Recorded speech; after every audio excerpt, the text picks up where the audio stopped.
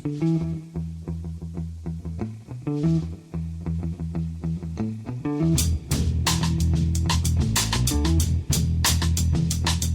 and welcome to The Price of Football, the show that looks at the money behind the beautiful game with me, Kevin Day, and Liverpool University's Kieran Maguire. Kieran, how are you? I'm good, Kevin, although Finley is slightly traumatised at present.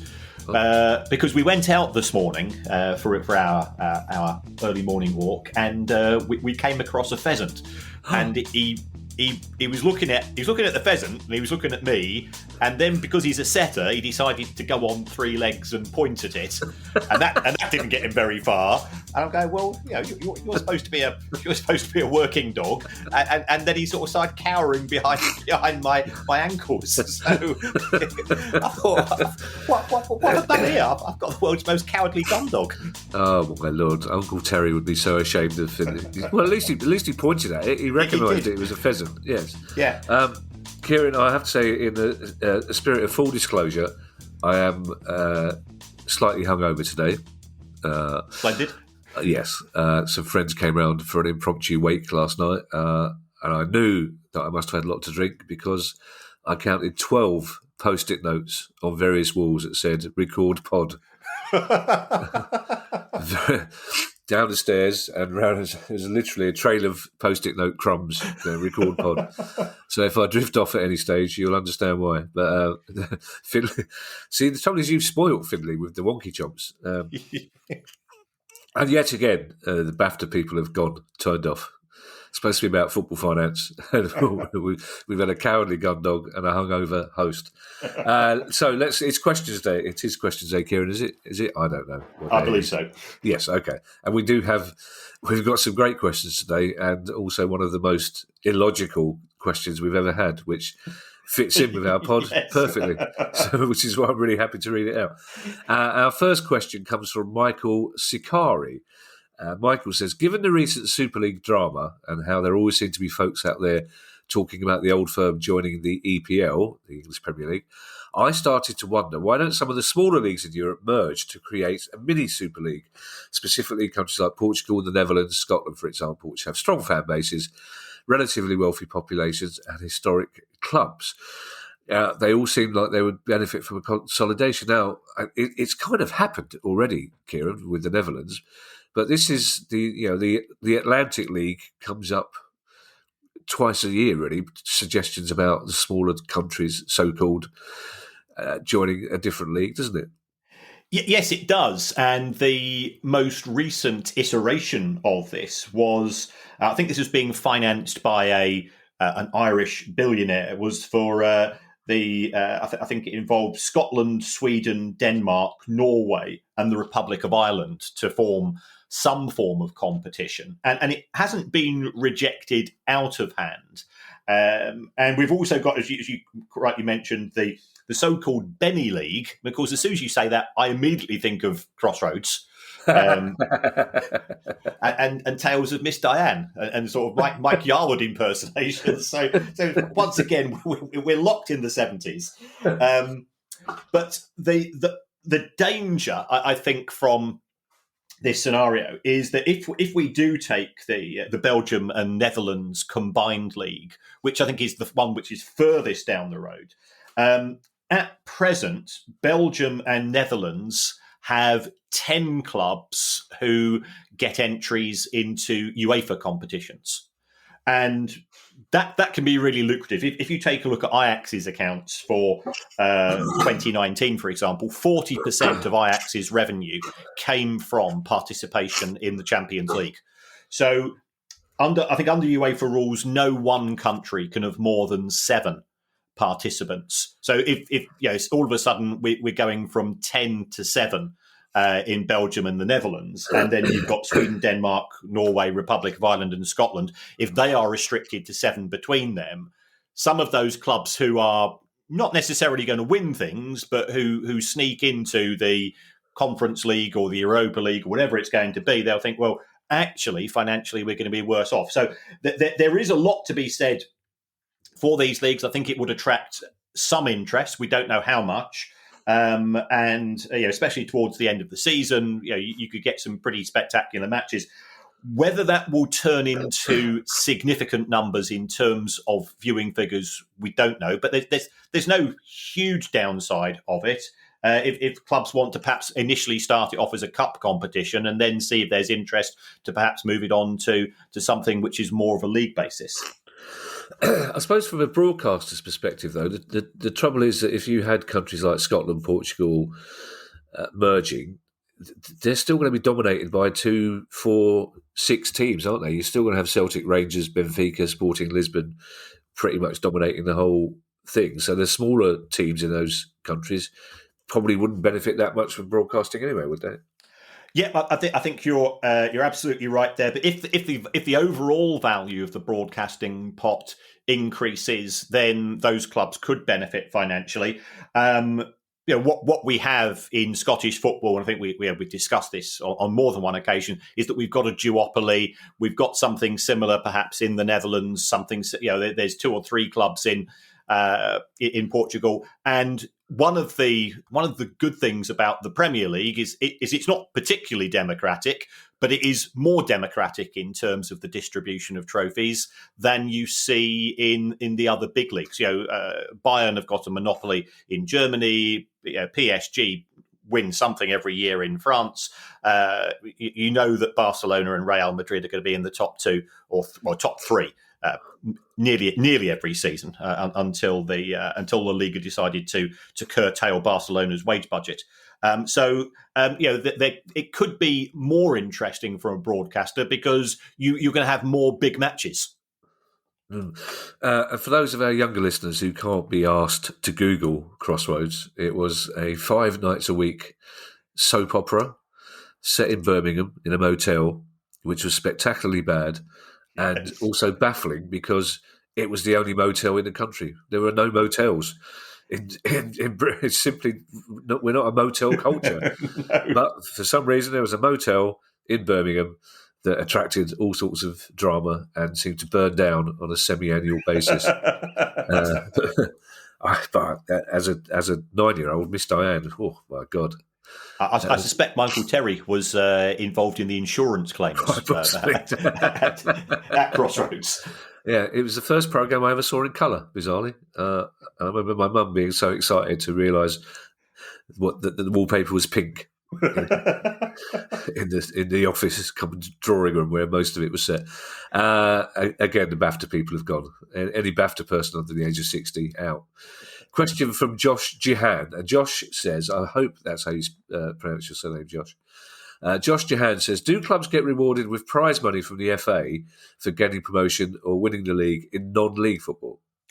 No, they don't get any prize money from the FA because the FA's remit is the England national team, but also cup competitions. So the winners of the FA Challenge Cup get £1.8 million. The winners of the FA Trophy get 60 grand and the FA Vars 30. When you go into the National League, whilst it does have sponsors, there doesn't appear to be any definitive prize money for winning it. I think there is money distributed between the clubs, but that seems to be on a fairly equitable basis. So, the benefits of promotion in non-league football is that you are going up a tier. You're able to attract bigger sponsors, you're able potentially to get larger crowds, and that's how you would see an increase in income. But it doesn't seem to be anything specific from what I've seen in terms of prize money. Is that all you get for the FA Trophy, £60,000? Yeah, that's not too bad because you only get 200 grand for winning the League Cup. Oh, Could be worse. Yeah, and I suppose for the level of team that are competing in the FA Trophy, that would be quite a lot of money. Yeah.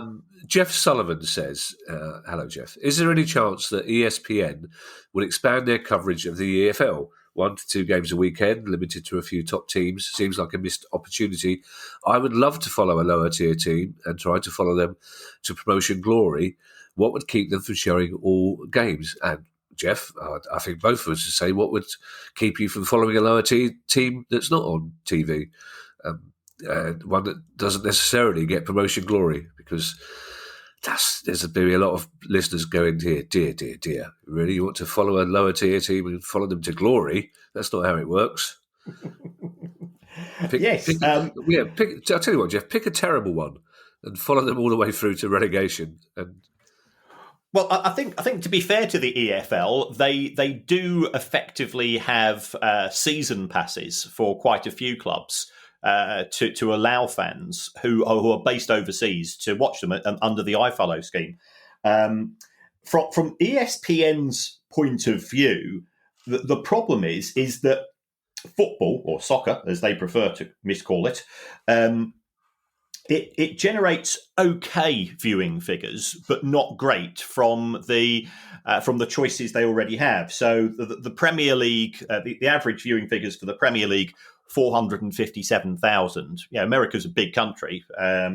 For the MLS, it's 384. The most popular TV of football TV viewing figures, or the highest TV viewing figures, are for Liga MX, because Mexican football, because America's got a very big Hispanic population, that tends to be pretty popular. So once you have those, and then you throw in La Liga and you throw in a bit of the Bundesliga as well, there's not many hours left for them to fill the airwaves.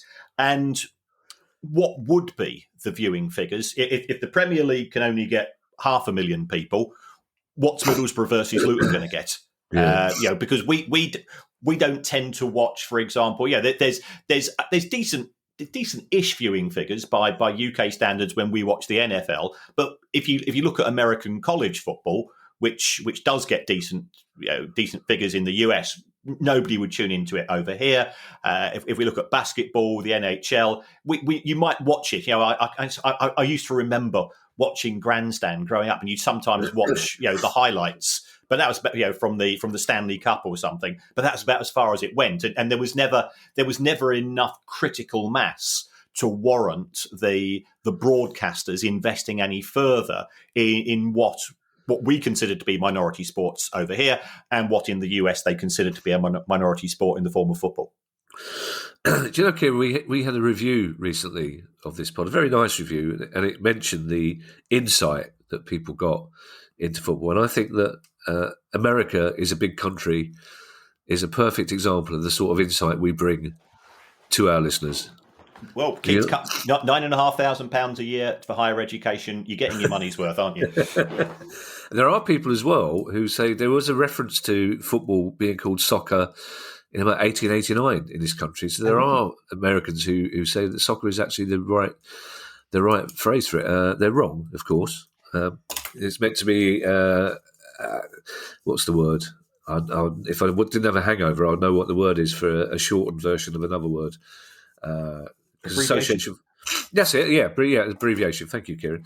Because association football. Apparently, they say the sock comes from the sock in association football. Oh, right. Yeah, there you go. I wonder how many listeners we lost in that last little exchange. Jacob Frick has a question. Talking of US people. Jacob says, the football team at my college in the US, Marquette University, just had its most successful season in some years. Well done. Several of the players on the team are from European countries and began their careers in the academies of clubs in Germany, Sweden, Italy and England.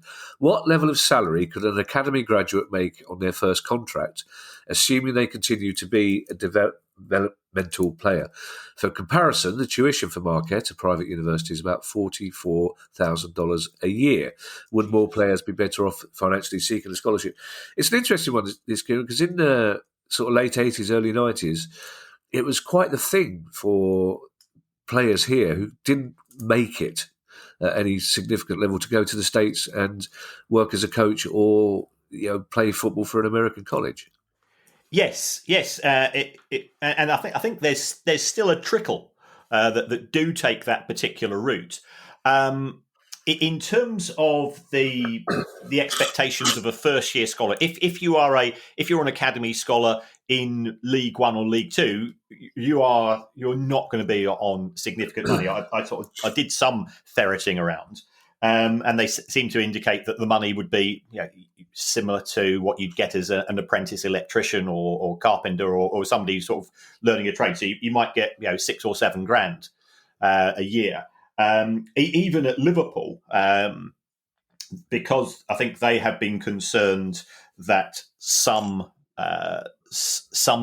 academy players at other clubs, I'm not saying Liverpool are amongst these, were somewhat blinded by the large sums of money they were earning. They had a cap of £40,000 a year for academy players, and again, at the age of 16 or 17, 40 grand a year. When if especially if you're local, the chances are you're living with your mum and dad. Yeah, that is pretty impressive. But the opportunities for somebody to go across and earn some money are not so bad. But I think they would have to be scholarship based, because there's no way you're going to be paying your own tuition fees at that level. It does. I mean, I've just said $9.5 grand a year I think is wrong in this country. I'm a believer in free education, because it's an investment in your future, and the country benefits as well, because if you go on to earn more money, then you get taxed on the back of that, and it's a win-win deal. But that's my lefty soapbox, apparently, rant for the morning.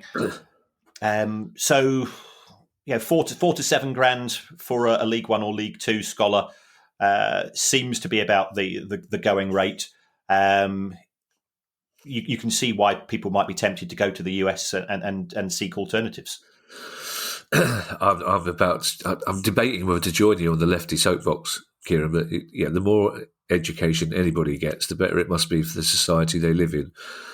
I can only assume education, just in general, should be a good thing, Kieran, and it should be free and available to everybody, shouldn't it? That sounds like quite a radical thing to say when you say it out loud, but it's nonsense. Of course it should be.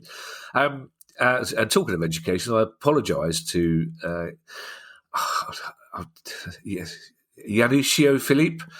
I'm trying to launch into that. I hope that's how you pronounce it, Yanusio. If I'm wrong, please tell me. Yanusio Philippe says, an interesting question, slightly left field. Can English football clubs receive donations from their fans? I don't mean donations for club fundraisers.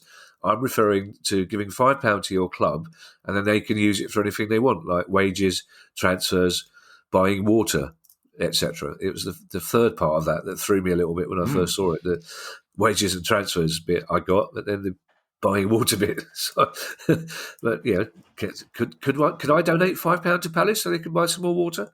Yes, you can, as can anybody. I've got the accounts of even some famous clubs, like Manchester United, going back years and years and years, when they used to receive donations from supporters clubs. And indeed, if you look at the accounts of a few clubs, that is still something which we see on a collective basis. So that's not the club doing the fundraising; that's the fans themselves.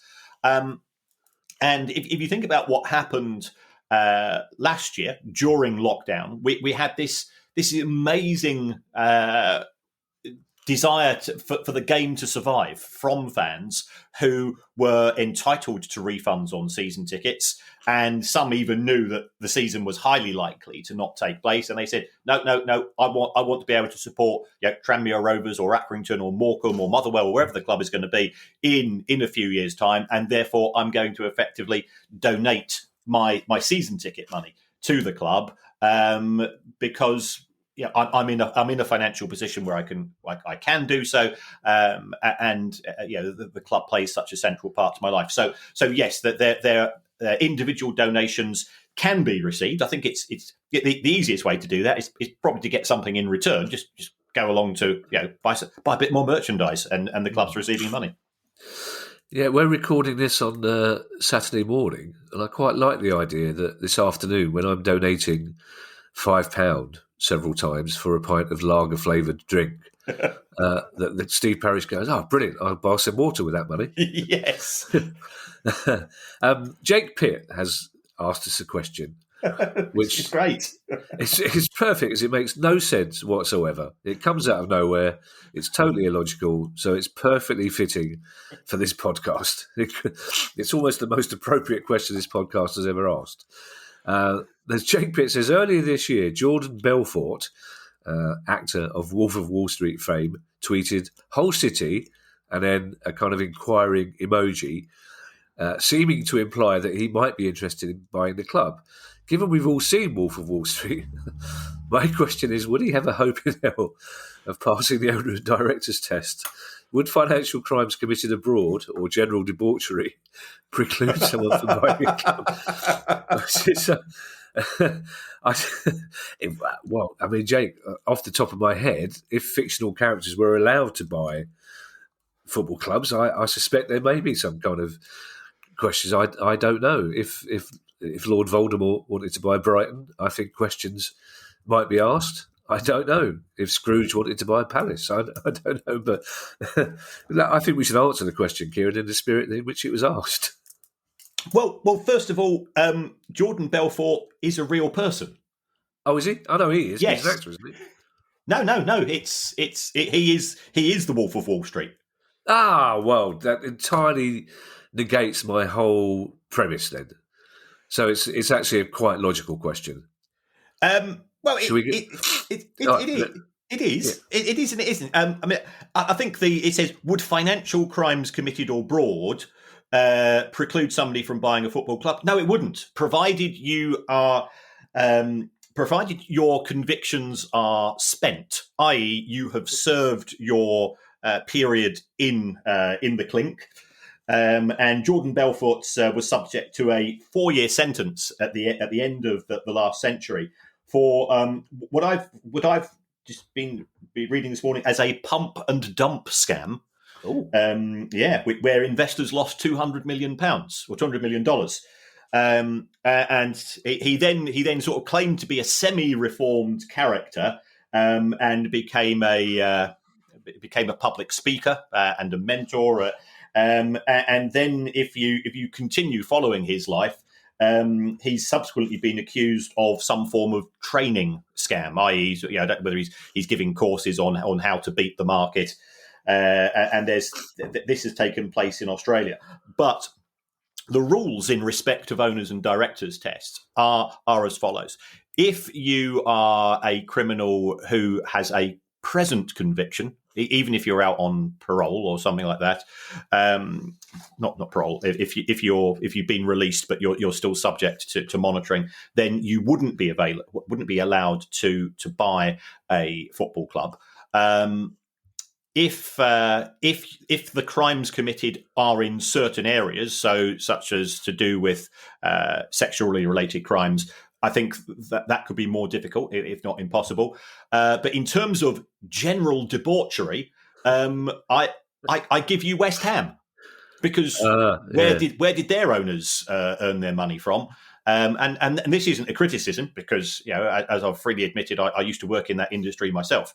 But David Gold and David Sullivan both have made their part of their fortune through the adult entertainment industry, which does involve debauchery.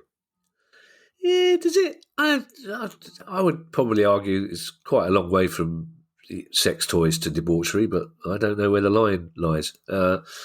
I did not know. Do you know what? I'm going to blame my lack of basic research on The Hangover, but even if I'd been completely sober, I still wouldn't have done any research and would have thought that The Wolf of Wall Street was it's based on a real person. Who knew that? I didn't know that was a thing in films. They're actually making films based on real people now. Yeah, it was. He wrote the book, and my goodness, and he did say that the royalties of the book were going to be given to the people who'd lost money through his investment scams, but that doesn't necessarily seem to have been the case.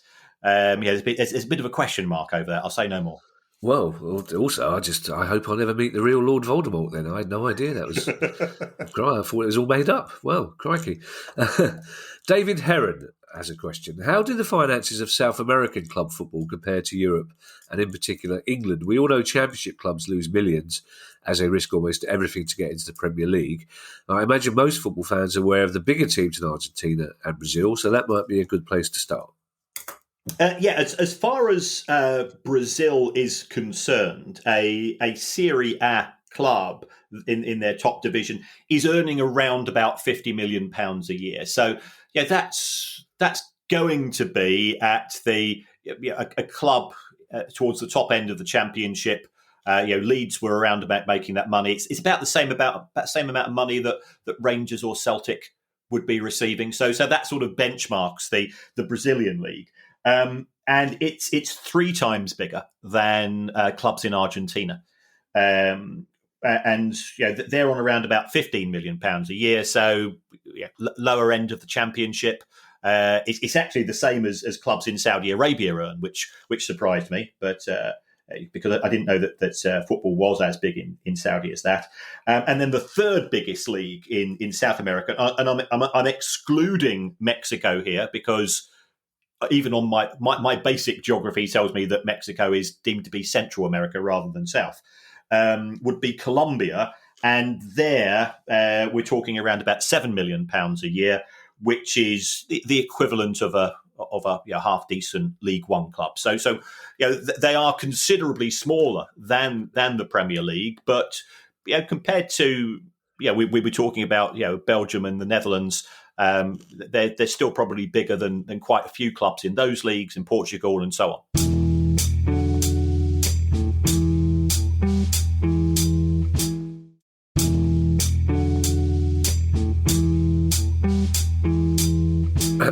From South America to somewhere slightly less exotic, unless you live there, in which case I apologise.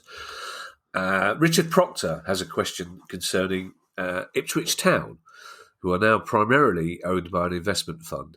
The club was purchased for a reported £40 million, and currently being in League One, it will probably cost them at least that again to even get into the top half of the Championship. Add to this the losses the club made over the period of Marcus Evans' ownership.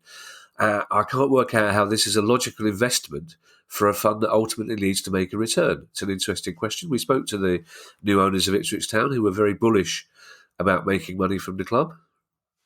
Yes, yeah, I think Richard's got a fair point here. As you rightly said, Brett Johnson kindly came on the show shortly after he bought the club, and he's very enthusiastic and has ambitions for Ipswich Town. They were losing around about £15 million a year on a regular basis in the Championship, and they were in the Championship for a long period of time. Marcus Evans plugged all of those gaps which weren't made by player sales, and player sales helped to cover for some of them. But I think Richard's correct. Getting into the Premier League is tricky, and that's the only way that the Brett Johnson and the club is also partially owned by an American pension fund. It's the only way they're going to make the money. Get to the Premier League, and then you flip the club. That you sell it on to somebody else, and if you do sell it on, the club that's just been promoted to the Premier League, you're probably looking at somewhere in the region of 150 million. So it's if I was, as you know, I don't gamble, but I do look at probabilities, and what's the probability of Ipswich Town getting to the Premier League in, let's say, the next 5 years?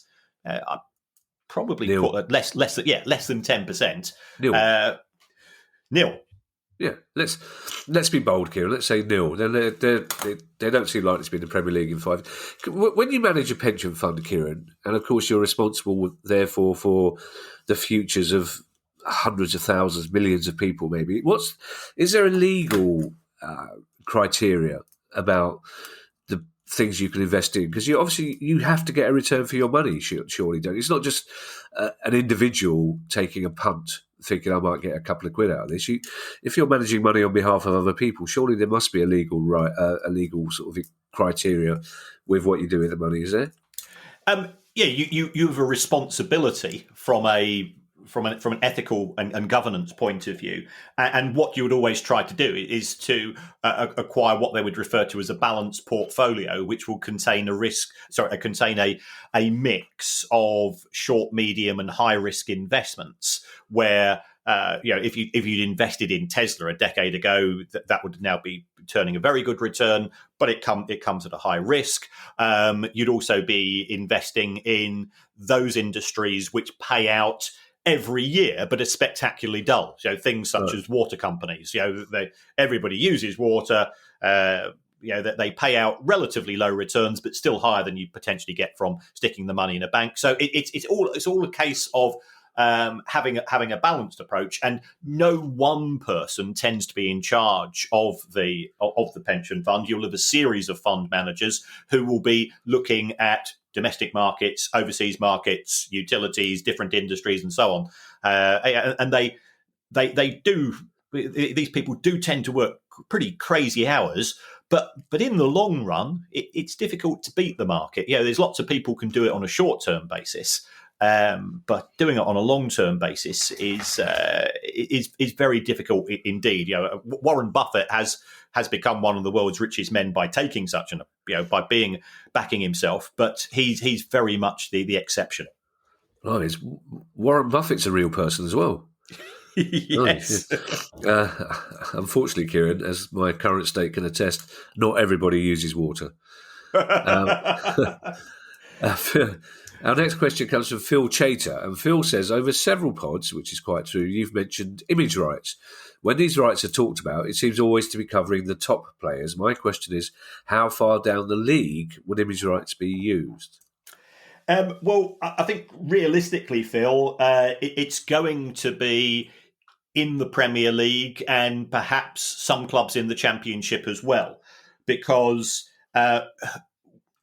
who is ultimately going to be using the image rights? It's going to be commercial partners and sponsors. So if you are a League Two club, and no disrespect to Rochdale and Cambridge United and clubs in the lower leagues and Morecambe and so on, how many people are going to go to the club and say, we desperately want to use your left back for a campaign?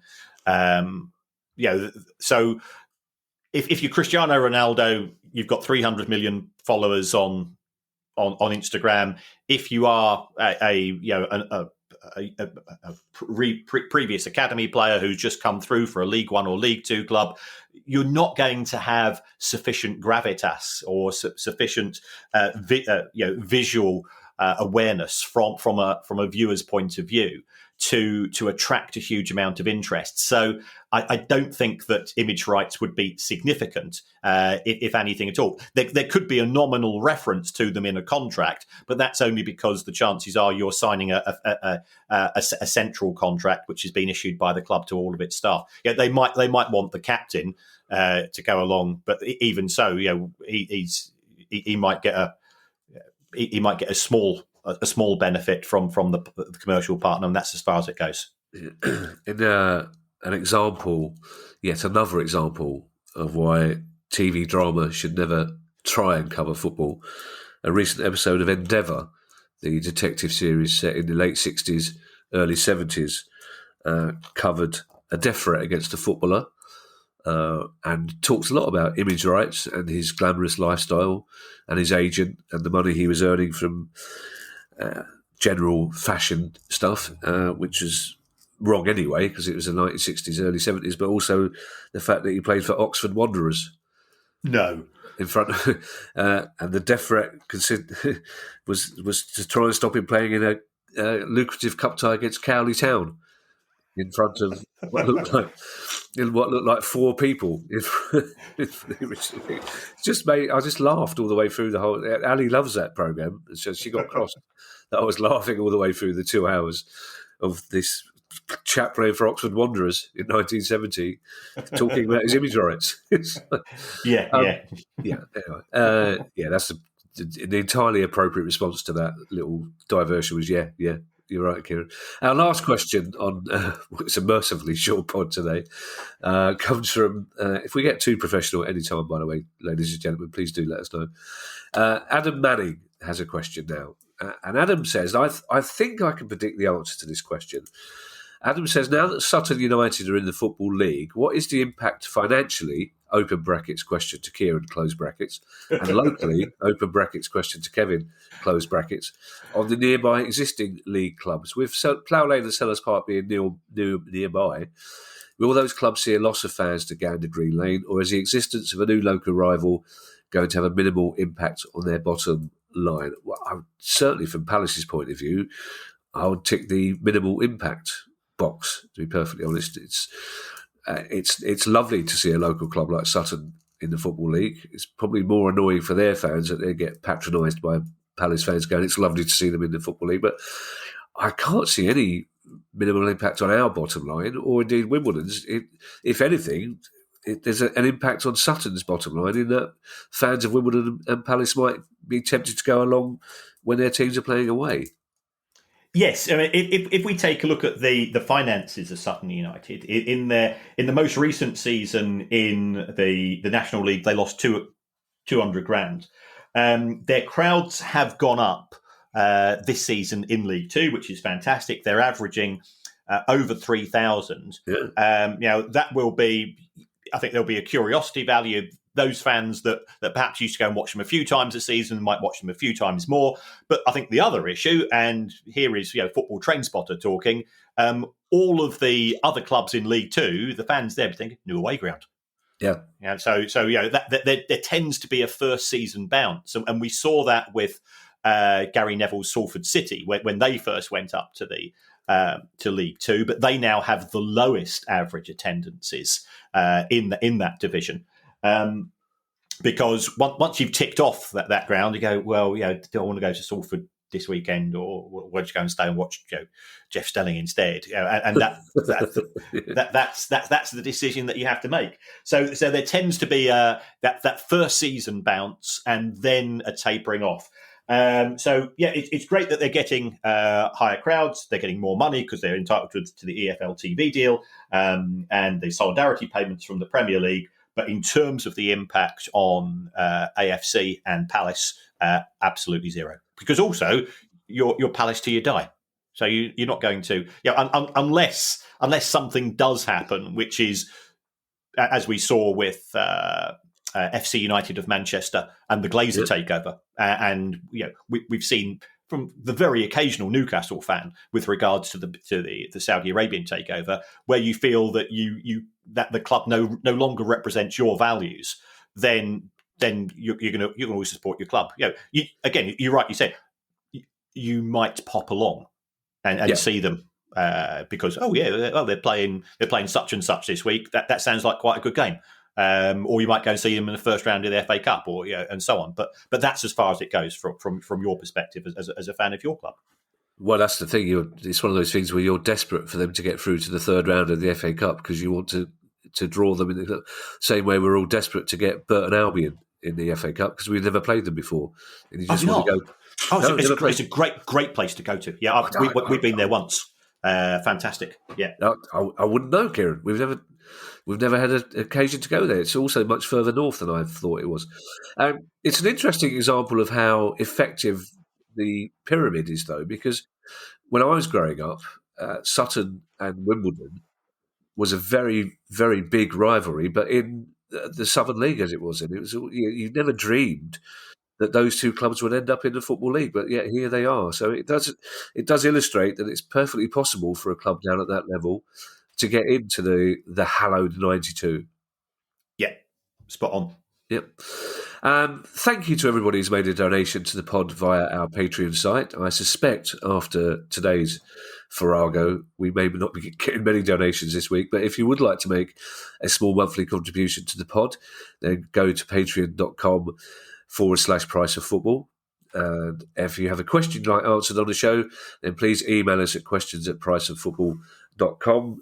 Before I hand over to Kieran, I shall pause only to say, in my brief relationship with Kieran, I've often wondered what it's like to be teetotal, and now I really, really wonder what it's like to be teetotal. And you know what, Kieran? I might try it for a couple of weeks because it must be lovely. So I'll hand you over to Mr. Kieran Maguire, perfectly headache-free for his customary farewell? Well, I did actually drink alcohol once. I've drunk it once in my life. What? Yeah, I'd just been dumped. I think I'd just been dumped by a girlfriend, Oh. and she sort of. She'd torn a strip off me. You know, she sort of told me what a complete waste of space I was. I was feeling a bit sorry myself, and she'd come round with a bottle of red wine, and she'd sort of got one glass into it, and then decided that, you know, she'd been building this up to say, right, Kieran, you're a waste of space, and so I was feeling a bit upset. You know, it's sometimes it's not nice to learn the truth. No. So I thought, okay, I'm going to give it a go. You know, and I'm in my mid-20s at this stage, and so I take a sip and I go, Jesus Christ, this tastes foul. How on earth can anybody drink it? So I had a bottle of Orangina. With that's how I used to drink in those days. So I thought, right, I'm going to give it a go, and I mixed the red wine with Orangina and managed to get through most of the rest of the bottle. I go, no, this really isn't doing it for me, and I felt terrible. I felt absolutely terrible, and then I woke up many hours later with this absolutely banging headache. Oh God, this is a nightmare. This is the worst thing that's ever happened to me. And I don't know how I got into the bed, but I managed to get into the bed, pulled back the bedspread, and my lower regions had turned bright orange. And I'm going, God. Jesus Christ! It's the effect of the red wine and the Orangina on me. And I go, this is a nightmare. And then I spotted that lying by the side of the bed was a copy of Razzle and a bag of cheesy Wotsits, which clearly had been combined in my self-pity earlier in the previous evening, and that's it. I've not been near it since. Well, I don't blame you, Kieran, if that was your first experience. I mean, I've had to force myself to drink cheap red wine on occasions, but I'm still trying to work out how the cheesy Wotsits and the Razzle combine to turn you into an Oompa Loompa. But there you are. But having said that, I've now written down red wine, Orangina, ? Because that's kind of homemade sangria. Oh, is it? Okay. Yeah, that's not a bad idea. But it's in alcohol's favour, Kieran. It did take your mind off the fact that you had been dumped the night before. Clearly, yes, indeed. Yeah, and also in my defence, Kieran, I've only drunk once in my life, but it's just over 45 years. Thank you for listening, everybody. We'll see you next week when we'll both be back on the professional sober as anything. And that's so hungover I couldn't even think of the right analogy for being sober next time, Kieran. There you are. And following all this, if you would like to vote for us in the Football Supporters Association Awards, we are up for Best Online Media. We don't know what it means either, but if you vote for us, we could find out if you give us the award. We can go up on the stage and say, hey, would you mind telling us what we've just won and how it sounds? Well, we've been invited. That's a good sign. We have. Yes, we have. It's just a question of finding out. It's when you turn up at these things and your table is next to the toilet. You think, I've not won this, have I? As when I was nominated for a BAFTA for Best Writer, and I lost to Sound of Music. No. I suppose. Yeah. It's lost to the Sound of Music stage production that was on once. So at least I lost to something decent, but I wasn't happy. Yeah. I was happy because it was the day we beat Watford in the semi-final of the FA Cup, so I turned up happy. And let's just say, Kieran, that the day after I felt even worse than I feel at the moment. Let's just leave it at that. Bye, everybody. Bye. The price of football.